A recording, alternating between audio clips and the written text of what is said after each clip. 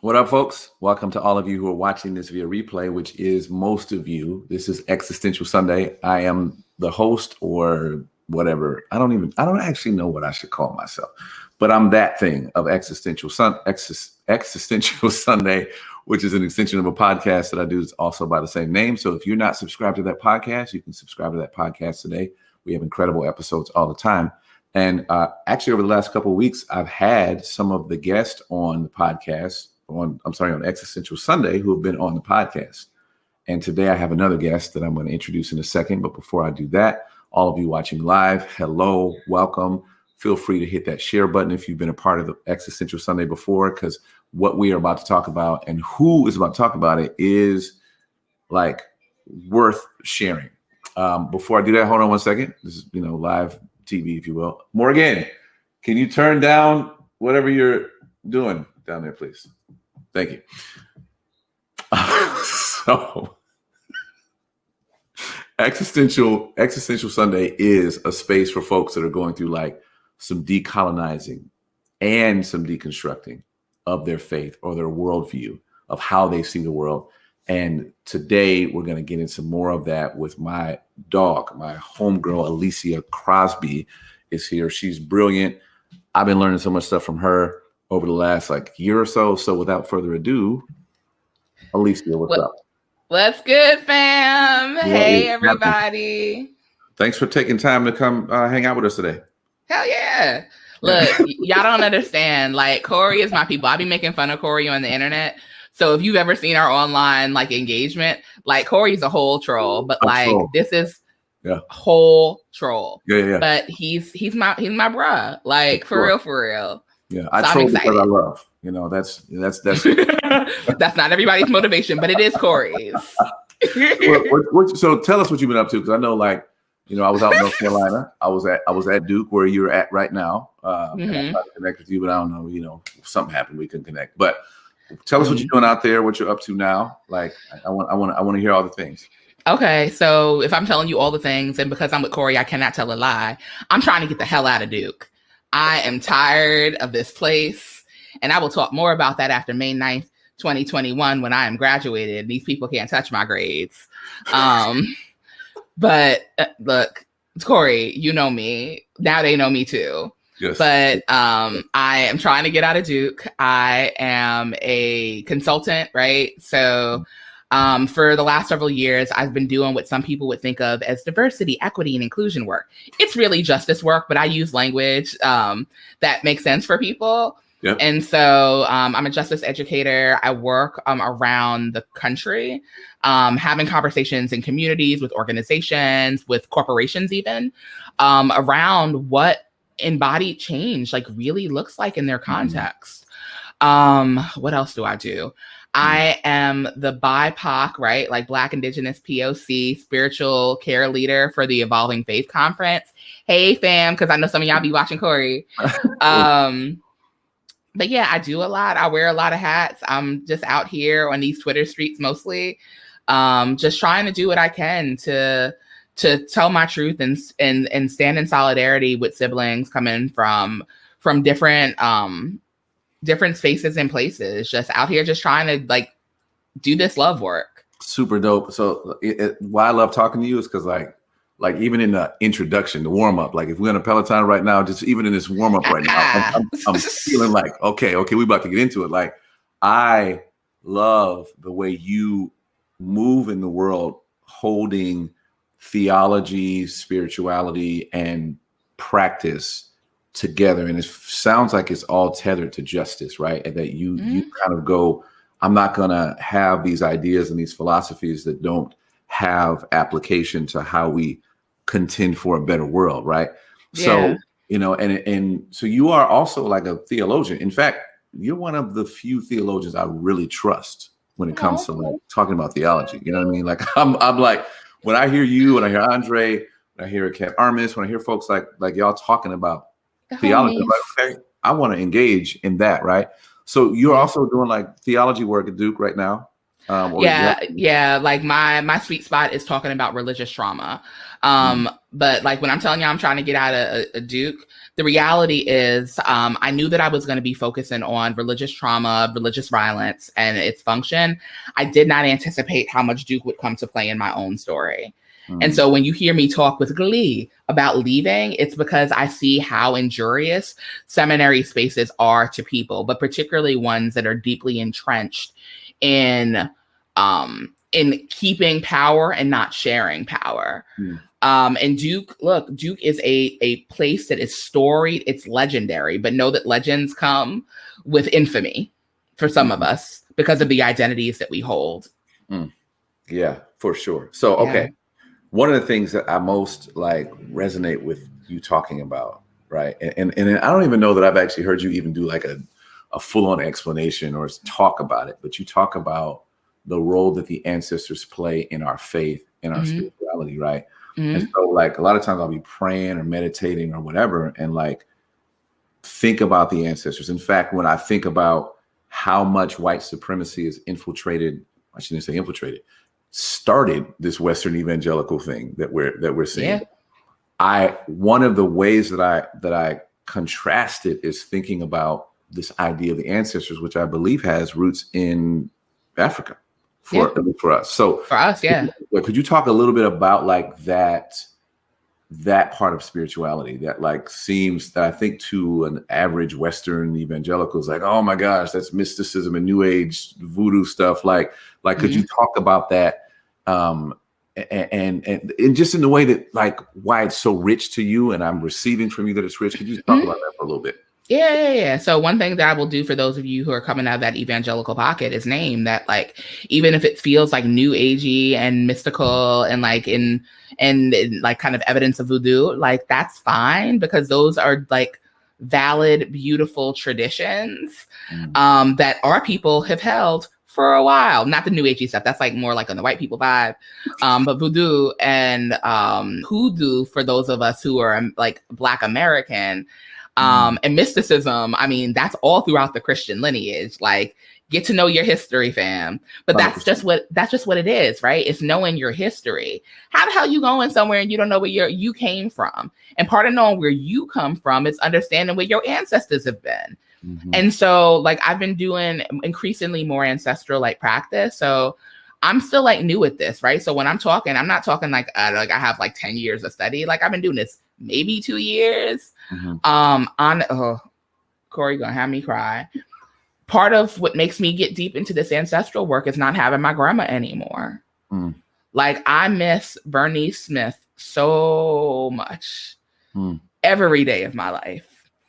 And so when I lost my grandmother in 2019. And so, no. I'm doing math. Sorry, math isn't my strong suit, y'all. Let the Lord use you. Look, I lost Bern in 2019, unexpectedly. Like my grandma got ill, and she actually died unexpectedly because of someone's negligence. And losing my grandmother a week home before I was supposed to go home, because we knew that her time was coming, and we had negotiated together what it would mean for me to come home for her last days, and to be robbed of that last, like a week before I was coming. Like it messed me up, y'all. I had a lot of anger for a lot of time, but I am also someone who is an intuitive, a mystic, a prophet, a psychic. It just depends on like which container you're operating out of, like the language that you understand this. Long and short of, I've always felt things in my spirit. I've always been that person who's been predisposed to having visions and dreams. And Bernie loved me and loves me enough to show up in my dreams. And this is part of what helps me draw even deeper into ancestral practice. Because I'm like, if Bern is my elder who became ancestor is showing up, who else wants to make themselves known to me by me sitting with them, by me learning to like getting back into like African indigenous like religion and practices that help us connect with each other beyond the veil of this life. There are others who I know and others who I don't, who long for that connection with me because they have always been here. But it's just that the deep love that I share with my grandmother, who comes and actually, we have a lot of visitations. Like she just be showing up, and sometimes she speaks, sometimes she doesn't, but she always makes herself known, as she did in this portion of life. But it made clear to me that it was time to start to get to know the ancestors, because they've always been here and they have wisdom that they want to share from their lifetimes and also from the spiritual vantage point at which they sit. That could help me in my journey in the same way that when I become an ancestor, those who I'm a part of their like familial lineage as well as spiritual lineage will lend the same. Man. I'll do the same for them someday. So first off, thank you for sharing that gift with us, because I can tell that was like a, that was one you dug for. You know what I'm saying? Like you didn't just like give us some textbook answer. You gave us some real, like, genuine shit from the heart, and I'm grateful for that. I mean, I'm actually looking at, so which y'all can see a little bit of my exercise bike behind me, like on that side. This is like inverted, so I don't know quite where I'm pointed. But on the other side that y'all can't see is my I've got like one of those corkboard joints. And so there are a number of things sitting on the corkboard that remind me of things. So it's like an LGBTQ flag, a gift from my fiance, pictures of my parents. But right in the middle of all of that is a picture of my Aunt Paulette and my grandmother on our ancestral land in Virginia. And I'm just looking at it, just realizing that this was taken obviously when they're both on this side of the veil. And, they're smiling. And I know that they're with me. See, one of the things that I've been lamenting for the last 4 or 5 years about the faith tradition I come from, which is Christianity, is that it's become too like floaty, too like ethereal and not real enough, practical enough. Not embodied. It's not embodied, right? And so when you have texts like, we're surrounded by a cloud of witnesses. Come on, do it. When you have the story of Jesus with his disciples and ancestors show up. They do. They literally showed up. Literally. Do you want us to build an altar for him? Like, it was so real to them that they were like, do you want us to build 3 tabernacles, 3 like areas to remember this moment we had with the ancestors who have been dead for thousands of years? Thousands. They actually believed, and this is the other part of history that we don't have. They actually believed it didn't become part of canon, but for them, sacred text was a book of Enoch that was supposed to be like Enoch was writing from heaven or some other from beyond this world, right? And now we are here in our Western faith, those things are like no longer a part of how we deal. And so when people start talking about ancestors visiting them, we go, like, oh, weird. Yeah. What drove us there? How did we get at that place? White where people. We no longer I mean, you did invite me onto the show to tell us the people things. We got there because of white supremacy. So I had this conversation in my Christian theology class. I'm going to tell y'all while Corey's collected himself. But like, I had this conversation with a professor. So we're in Christian theology and he's like, yes, blah, blah, blah. And in Eastern and Western thought, I was like, Eastern and Western, all you doing is talking about white people, because you're talking about what happened with the Romans and then what happened with the like Greeks. There's a world outside of that, right? And so, and specifically, we were speaking about the Holy Spirit. I was like, bruh, what you not finna do is have a conversation about the Holy Spirit, that rude spirit who be in all of our business. And you do not talk about how she shows up in Asian cultures and African cultures and Hispanic and Latinx, depending on how you're like doing your framing around gender. Those cultures, indigenous cultures, you will not. And because we're talking about things like, you can't talk about pneumatology, right? Like the move of the spirit, and you're not talking about what's happening in the global South. Like, fam, what? Like, literally, we be seeing things all the time. all the time, because like there is a degree of, oh God, there's this like degree of embodiment where evil as well as good, but especially evil, makes itself known to us. We done seen some things, if we're honest. That little like that you saw in the background, that wasn't imagined. Like, I can tell you the spirits I done seen that have literally jumped out of people's bodies. Like, I had this mystical experience with a homie, and it was a shared experience. So we could like go and be like, you saw that too, right? Me and my homegirl Kiki, we were sitting on a stoop around the corner from our school, right? So like me, I'm coming from the Black Baptist tradition. She's Pentecostal. And like we're sitting there, and literally people are walking down the street, and spirits are manifesting, like popping out of bodies and turning towards us. And we're just like clinging to each other. Like, you see this, right? It's not just me, right? And we weren't hallucinating because we ain't eat nothing. We ain't drink nothing. Like, there were no substances. We were both having this shared spiritual experience where both of us, as, you know, Black women specifically, were having this experience where we're seeing things. It's always been there, but white theologies and I do, that's what I'm saying, white people, white theologies, Eurocentric theologies have tried to explain it and theorize it all away. Oh, that's mental illness. Oh, and not even, sometimes mental illness is a part of what people are seeing, and I don't want to minimize that. But there is an intellectualizing away from the spirit. So look, they done the spirit work for them. Like, if you try to tell us this is all fake and imagined, and we know it's not, because we're having these shared experiences of spiritual encounter that are both positive and negative. I mean, like, there's so many stories like this throughout. It's spiritual gaslighting. Yeah, for sure. I see this and you telling me some shit. Like, damn, what?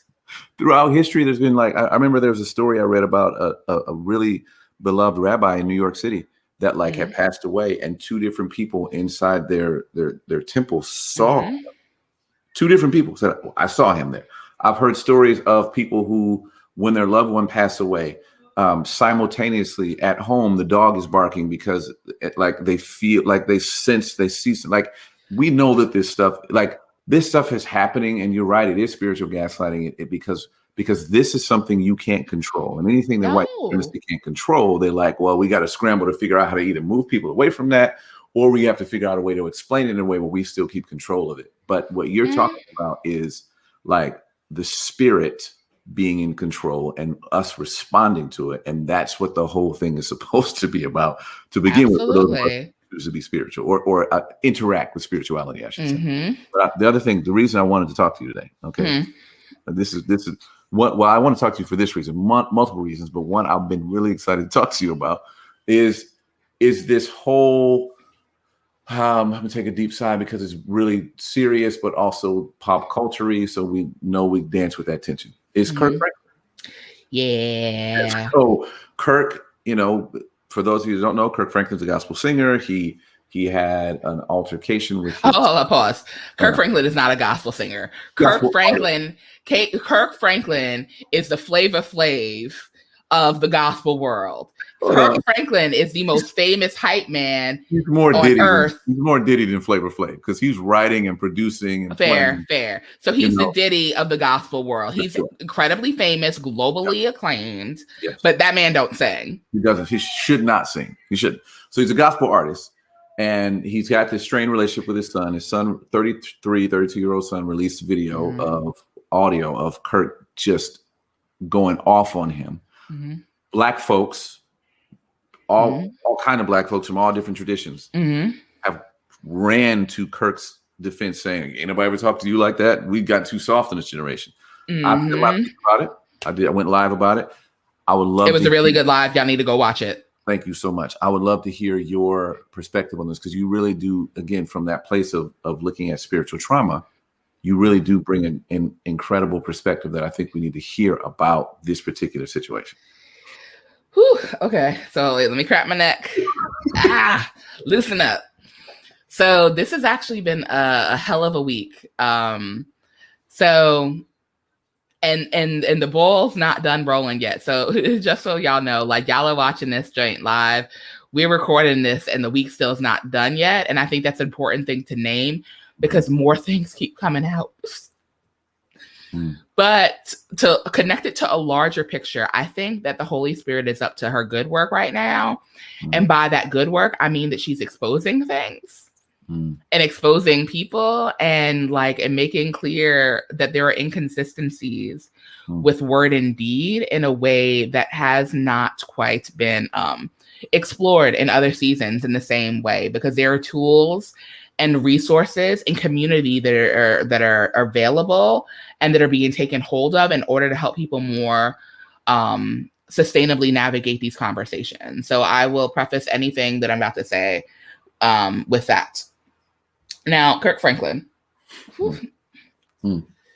So let me explain to y'all how I heard what happened. I heard what happened because Corey the Troll Corey the Troll was we have like a group chat with some really good friends of ours.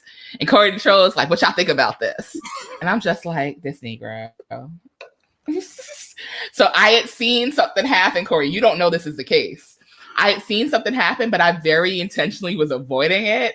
But I'm like, damn, if Corey's telling us. So I begrudgingly. I found out about it because somebody was like, I stand with Kirk. So like I told you before, I thought something happened to Kirk. I was like, oh, what happened to Kirk? So when I went and found out, I think the like dissonance, the shock for me was like, what? Did y'all hear about this? That's where I run, especially because Black news. I run to y'all like, did y'all hear about this shit? Yeah, so Corey came to our little family, and I'm just like, damn it, Corey. I was avoiding this, but okay. So I went to look at it, and what I saw was heart-wrenching. I saw a father and a son, two grown men, but where there's a power dynamic there. There's a power differential there. And Corey, I think you did a really good job of naming this in your live. Like, there's power that children hold with their parents, but there is a power differential that parents hold over their kids. Because it doesn't matter how old or young you are, your mama is still your mama, your daddy is still your daddy, your parent is still your parent. And so it is so easy for the grownest of us to be brought to our knees when something happened with our parents, good, bad, and different, but especially the bad. And so I saw a 15-second capturing of a conversation with Kirk Franklin and his son. It was recorded. Carry On recorded it without his father's consent. And I am naming that, right? There are instances in which people record things without consent, and it is a problem because it's meant for exploitation. But there are other times where things are captured without consent in order to have people not feel crazy, for them to not be gaslit, and then to at some point give voice to, this is what actually happens to me, and I need somebody to know. And I believe, and I am open to being corrected wrong if we find out evidence that there was something else at play that we weren't aware of. But I am of the belief that Carry On Franklin did the latter of those three options that I gave y'all. I think that he recorded this thing for posterity in order to have evidence of what happens between him and his father. Because I found this out later, but like Carry On for years has actually been trying to tell people about the dysfunction between him and his family, and specifically his father, Kirk. And has actually on social media shared for years. And no one's ever really paid attention until this past week. This past week changed things because for the first time we heard Kirk. We heard a father tell his son, just, I'll break your neck. Yeah. I'll stick my foot in your ass. You're a bitch ass. Yes. Other things that I'm not going to recount, quite frankly, because I've blocked them just because of my own history or trauma. Because those things are triggering for a lot of us, including those of us who are helping folks navigate through this ministerially, pastorally, theologically, socially. Like, this is highly triggering for a number of people. But separate and apart from my own personal triggering, what I saw was harm. And I saw a very unique harm because Carry-On Franklin, like his siblings, is the child of a minister. And so it's not just that he's a child, it's that he's a child of a minister. And ministers spend the majority of their waking hours reflecting out to people God's goodness, God's love, God's grace. And in those 15 seconds, I heard something other than that being reflected to someone who had the most intimate relationship that two people could share. And that is a form of religious trauma. For some of us, and I do say us, for some of us, there is a disconnect between the things that our parents profess to believe and the way that they treat us. And I saw that in what Carry-On shared, not only by way of the audio that we witnessed, but also in what he shared in the text that he wrote surrounding it. Look, no abuse, like person who has survived abuse, you know what you're going to, especially if you're like connected to someone with power, you know what you are risking if you let your harm be known to others. Yeah. This is why I believe Carry-On, because there is no gain for this kid. Like, even if there was a little bit of financial payoff, right? Because like, the TMZs do be paying for stories, but he didn't go to TMZ. He went on his regular Instagram that doesn't have followers like that. And people just happen to see it because it was his daddy. But he is risking familial isolation, community expulsion if he hasn't already experienced that. And sadly, which we see have been proved in the last almost week, a pile on by the Black community standing in defense of his father instead of him. Yeah. There was nothing enough to gain from him sharing other than his freedom that I can see would have made that young man tell his story of abuse and to share, a recording that was gained through ethically gray means. There wasn't that much of a payout, I'm telling you. And we've seen that in the last week because of the pile-on I mentioned, because Carry-On's mama done taken to putting on a bad wig and sitting in somebody's little podcast studio to gloss over his pain. I mean, like, Carry-On's mom's like, I don't know when this was released, but she look, first of all, that wig looked like a helmet, but we're not going to go there. My hair looks a mess right now, but I had sense enough to put on a head wrap before I hopped on this live. But helmet head mama went and had literally, I couldn't listen to the fullness of what she said. I got 6 minutes into a 12-minute recording that I found on YouTube. Y'all can go watch it if you want to. I don't know if y'all make it that long. But one of the things that struck me, and I think I had to write this down somewhere, I was struck because very quickly, she's like, yeah, Carry-On was afraid that his father was going to kill him sometime, but, and then moved on. I was like, hold up. You a whole ass mama. Whole. You done had this particular child. And yet you're like, oh yeah, he feared death, but the fuck? How much Kirk paid you?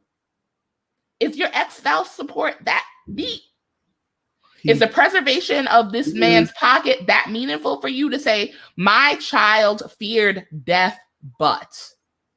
Golly.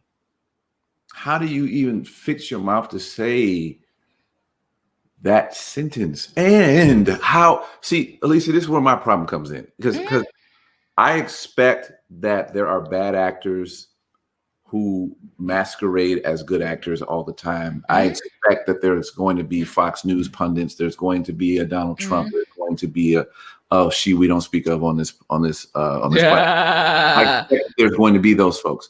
What agitates me more than that is the manners. It's what happened.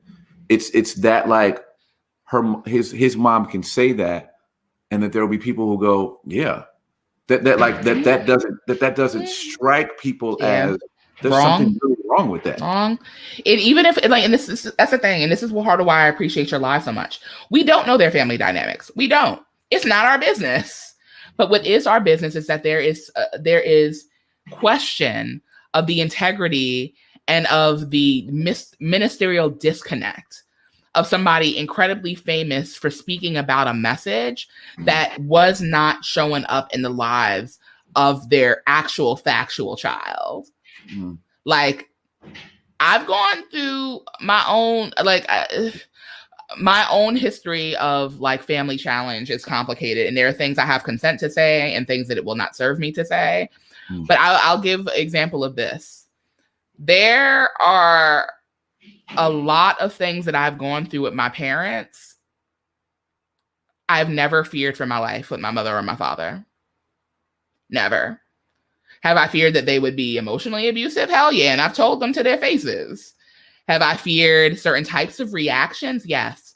But I have never, ever, ever, ever, ever, ever, ever, ever feared my mama or my daddy would ever take my life. And so this conversation is really complicated by historical generational like violence and trauma. So we're talking about like, yes, the faith piece of it, like, right, like Minister Daddy ain't shit, and it's like on audio. And let me not say that he's not shit, that he has some growing to do, right? That's a lot more of a gracious posture. Sure. There's healing that he needs because, yeah, I've heard a lot of things from my parents, and they've called me some things, and they've even cussed at me.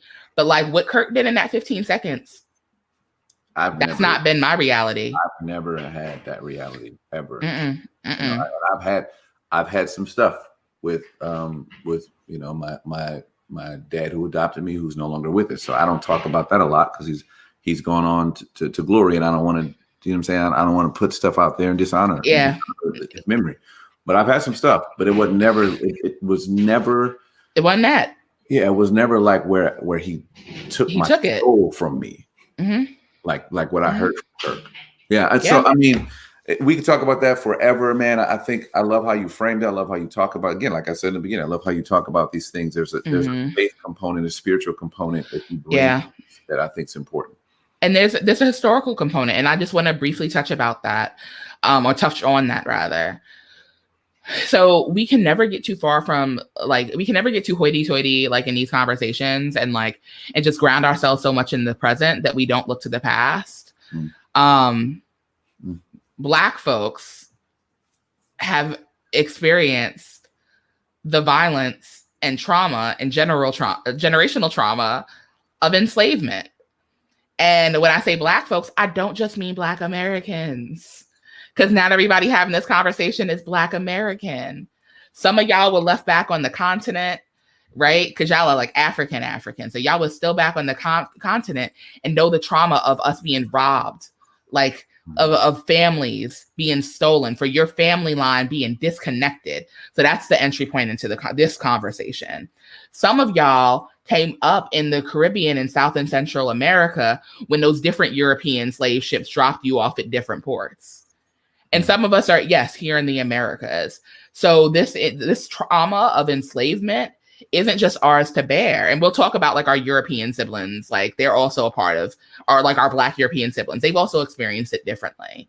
But some of them are there now because of migration. They've migrated from the places where this ship's then dropped them off from. Like we all of the entirety of the African diaspora does have an entry point into this conversation, I believe. It's just about, are you willing to do your work to do that mapping? But this present moment that we see where violence is something that's being justified, not only by Kirk, or people like, he had a bad day, which we're going to come back today to some bad day conversations, because I know where Corey's leading me today, because we talked about this beforehand. But even in having the worst of days, we can look back and see how bad days are actually the manifestation of dozens, hundreds, perhaps even in some case thousands of years of histories that lead us to a point. But for Black people, you can't get away from this moment without enslavement. You can't get away from violence being justified in our communities as a means to stop us from even greater violence. So you have parents who back during, the time of enslavement would have to talk down about their kids in front of their kids in order to make sure that they were devalued to slave masters who wanted to break the family apart. So that's where some of this emotional abuse comes from. You have the physical abuse of, I will beat you in order to make sure you do not act or identify or adopt an identity that is divergent, so these other people will not kill you. And then if we want to look at more contemporary frames for this lives through Jim Crow, where the same shit was done. Where a parent would beat your ass as a grown person to make sure that you wasn't out here in these streets wilding and strung up on somebody's tree. And now we see it in a way where parents do that same work to keep young people, and young Black men specifically, but not exclusively, out of jails, out of gangs, and out of graves. So when I say we got to look back, I mean, we have to look back. This didn't just happen. This isn't spontaneous. This has a history. And it's a history that honestly is rooted in people loving us, but not knowing how to love us well, because the evil that is white supremacy and coloniality that flows out of like a European context made us have to employ violence and have that violence complicate our love.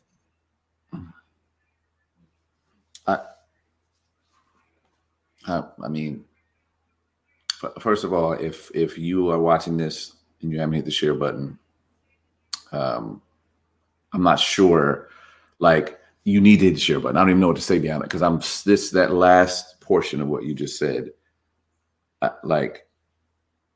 don't even know what to do with all of it yet.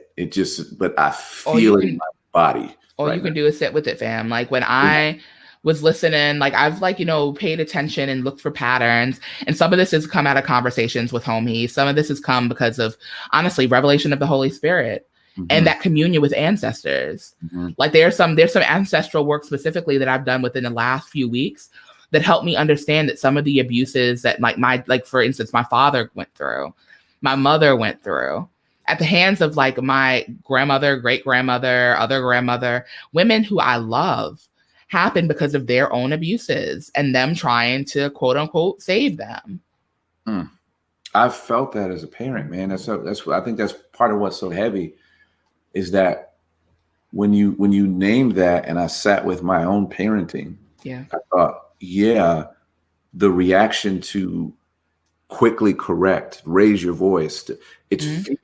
You're afraid that you're not afraid that your child is, disrespecting you or whatever. You're afraid that your child is going to go out in the world and be harmed if you don't teach them to stay between the lines. And this is probably why I remember growing up, you'd see little white kids in the grocery store throwing fits. And mom would just watch, or dad would just watch, or where we go, I would snatch that little kid up. Why? Because we don't want that child, that Black child, to be seen in this world as threatening. I'm getting You okay, fam? I just got a cramp in my leg. Oh no. On a live. It's okay. This is the stuff that happens. The devil is busy. Okay, I'm fine now. I'm fine. Life happens, y'all. Life happens even when you're recording. God, I'm wearing pants today. I always wear pants, but thank God I'm wearing pants. Okay, last thing, you alluded to it. All right, and I want to move to that while I stretch my leg out and make sure I'm all right. The bad day thing. Okay, I realize we don't. Just briefly, I want to talk about how we as Black folks show up for our AAPI brothers and sisters. There's some complexity that we know that we don't have time to get into all of, But I want to Also talk history. Also history. exactly how we show up, because we know that this violence that happened last week, this white supremacist who committed those heinous acts in Atlanta.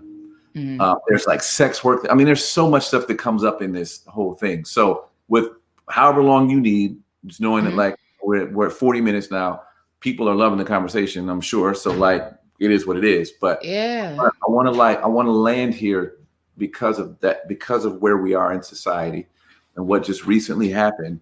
And I want to land here to have you name some things that we need to know about how we show up.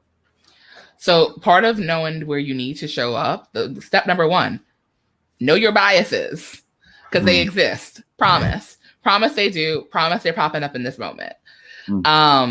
Good bias, bad bias, indifference. So part of the reason why I'm able to have a conversation about Black Asian solidarity in this moment is because of my positive biases. I am a New Yorker who grew up adjacent to Asian communities. And I know with intimacy of what friends have gone through. So I can talk about certain things, having gone to school, like for the first part of like my education in Flushing, which is a predominantly Asian, segment of Queens, which is also like one of the most ethnically diverse places on the planet. And so this is like kind of some of the background that I bring to the conversation. And I understand that I can speak with authority in certain ways that others can't because of who I've lived alongside. But I also understand, and I actually explained this to a homie the other day, I also know that there are anti-Asian sentiments within Black spaces that are also in an interplay with anti-Black sentiments in Asian communities. And I say this as someone whose very first experience of race period was actually an anti-Black encounter with an Asian man. And actually very few people know this because I don't talk about this all the time, but I do think that it will help for me to speak to this because of all the things that happen. So when I went to an evangelical Christian school that we didn't know was evangelical at the time, we just thought it was Christian. Same story. Yep. K through 8, right? Yep. So when I'm telling you formative. This is in kindergarten. I can't remember her name now. And some of that's because of fibromyalgia. So I have chronic illness. Shout out to the Spoonies. But I can't remember her name, but I do remember the first kid that I was drawn to. And my first best friend was a little Korean girl. And we just loved each other. We would spend all our time together, would sit together in class. Nap time, we'd be like cuddled up. That was my ace. And her dad, who was a Korean pastor, saw that she had formed this deep, tender relationship with a little Black girl, and he didn't want no parts of that. And so he pulled her from the school. It wasn't even that he told the teachers to have her stay away. He's like, no, she will not have exposure to this little Black girl. I'm taking her away. And I remember my parents, Black Americans, my assistant teacher, who I think was Puerto Rican, and then our head teacher, who was Korean, had to sit me down and explain what race was at 5. And so this is where I say, I understand, the negotiations in ways that some people may not. Because my first encounter with race and my first encounter with racial bigotry happened at the hands of another person of color, and specifically at the hands of an Asian pastor. But to contextualize it, I had a Korean teacher who let me know that I was beautiful and that he was wrong.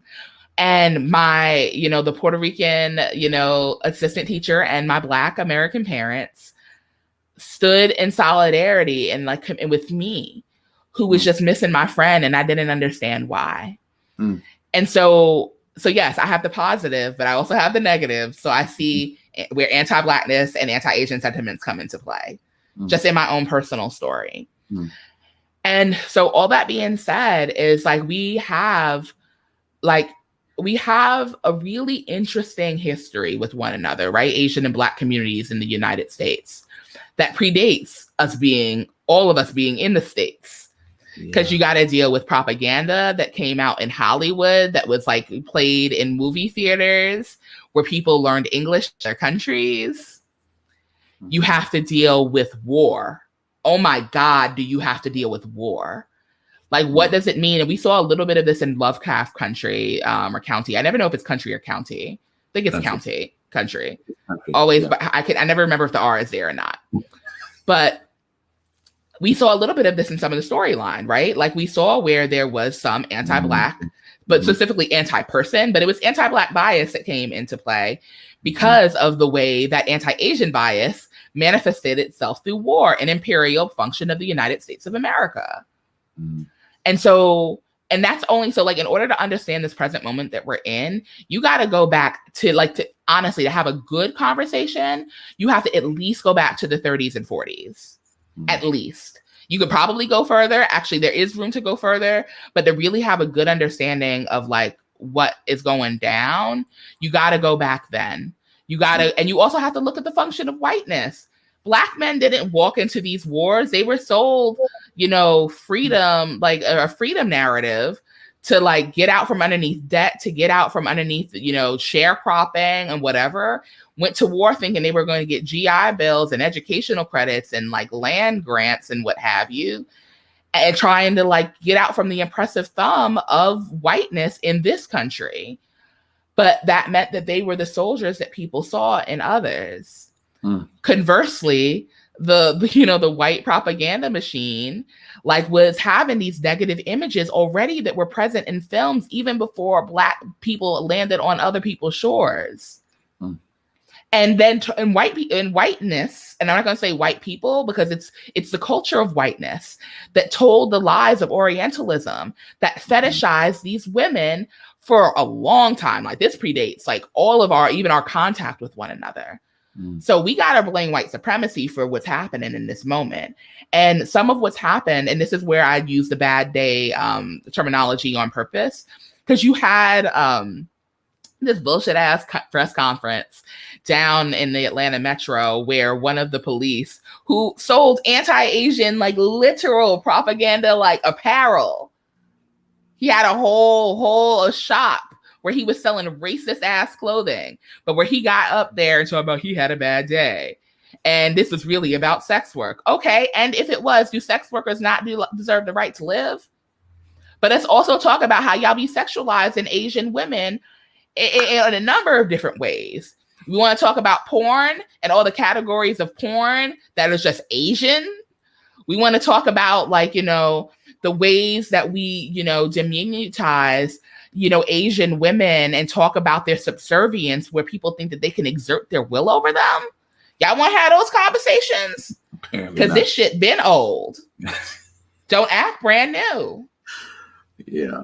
So we show up with all of that complexity. We show all up, of it. And I love that you named it, like that you show up with that tension that I've experienced, positive and negative biases when it comes to my Asian brothers and sisters. And I think I love that you named that, because I think some of the hesitancy for people of color, all people of color within the United States context of white supremacy showing up for each other has been that we have that complexity with one another. And it's like, oh, am I being a hypocrite now because I'm showing up for you, but you didn't show up for us? Or that one time I had this experience with some of y'all, and like, but to just say that's a thing, but our common enemy, let's talk about it. The enemy of the entire world is white supremacy. White supremacy and colonial Christianity. Because let's not act like in order to get entrance into United States after we wreaked like havoc in other people's ancestral lands, that people didn't have like quid pro quo Jesus. I hand you a Bible and then you pledge allegiance to us. Because that's a part of the narrative too. So Christianity don't get off the hook either.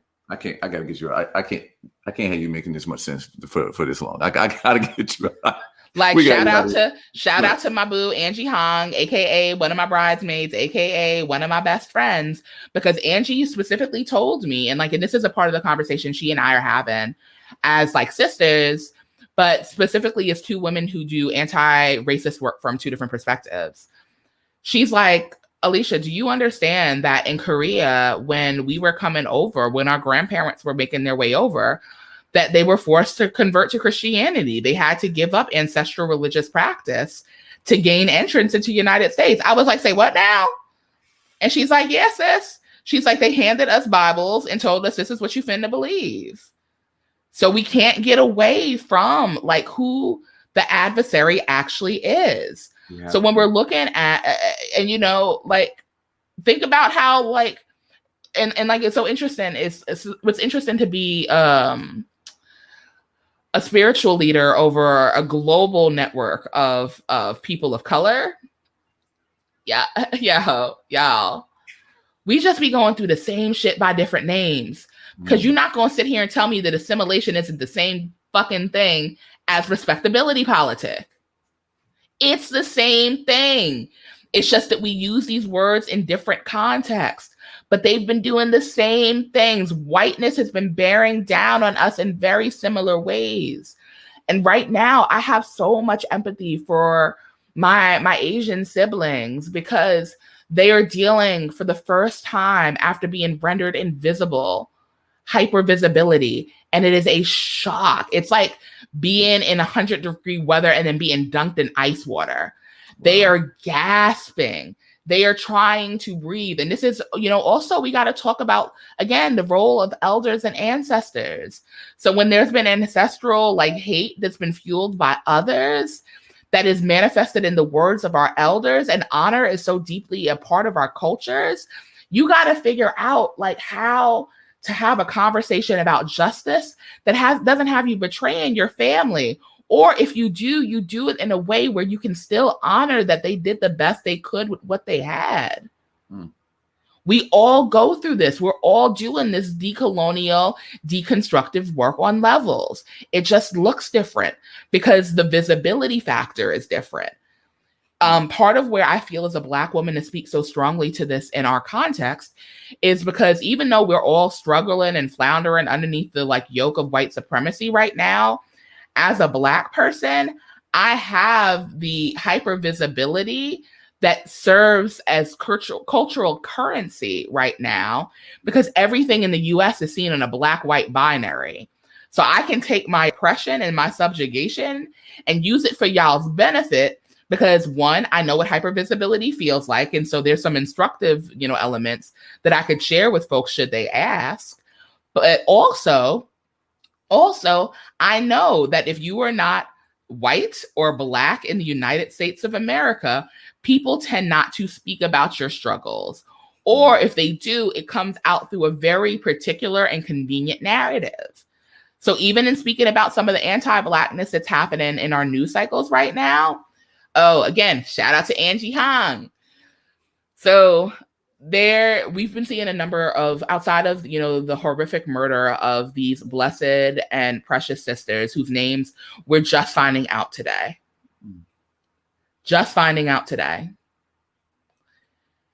We have seen elder abuse happen, and particularly seeing it happen in the Bay Area, but not exclusively, because for some of y'all, if y'all been paying attention, we've seen upticks in this violence because of that man who used to be in the White House, and that's been happening for over a year, but y'all ain't been paying attention to that. But thank goodness people's, you know, sensitivities do get heightened and they do start to take notice of the injustices that are wielded against others and other places. Shout out to Claudia Rankine, citizen, for teaching me about the wielding of justice that people deal with differently.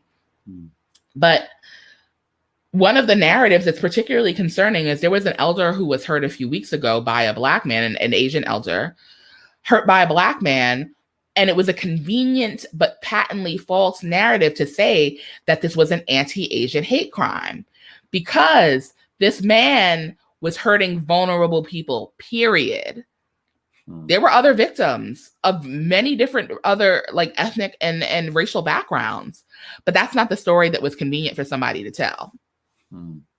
And so there are tensions that are being stoked, particularly within the Christian world, right? Like non-Christian homies know this. They're talking about it like fluidly. They're like, oh yeah, we got to talk about these interlocked struggles because like, first of all, there was more to that story, but Christians, however, are still, particularly like Asian fam, I know the way that the communities work enough to be able to say this.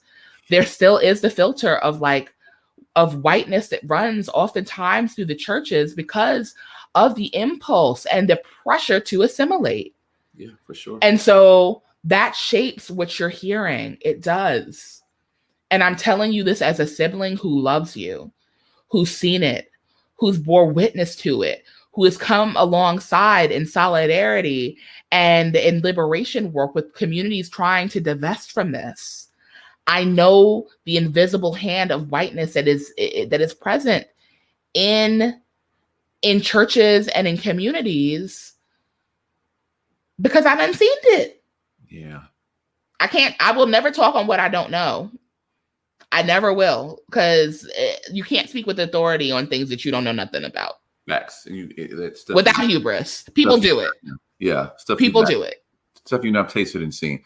Alicia, I cannot thank you enough for this time you spent, like, just really, like, elaborating on so much stuff that we all got to wrestle with for the next couple years. I will be wrestling with stuff you said today, 3 years from now. And you know that I'm here, folks out there. Like, I'm also here for y'all. Like, look, I do consulting work in community with others, right? Because going at it alone doesn't benefit any of us. None of us. And I think that that's part of what's been happening is we've been going up against fighting our adversaries alone when it's time for us to band together. And I think that the spirit is showing us things like these two. There's a reason we're talking about these two stories in the same week, because there's manifestation of violence and the Holy Spirit is making some things known to us. Yes. We need each other.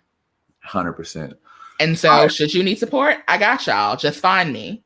Yeah. Yeah. And you guys do find Alicia on Twitter, Instagram, Facebook. There's an episode of Existential she's on. Needs to be on another one soon. We'll do it after I graduate, after I leave this cesspool that's called Duke University. Get out of there first, and then we can hear the whole story. All right. Well, hey, love y'all. Thanks for watching. Grace.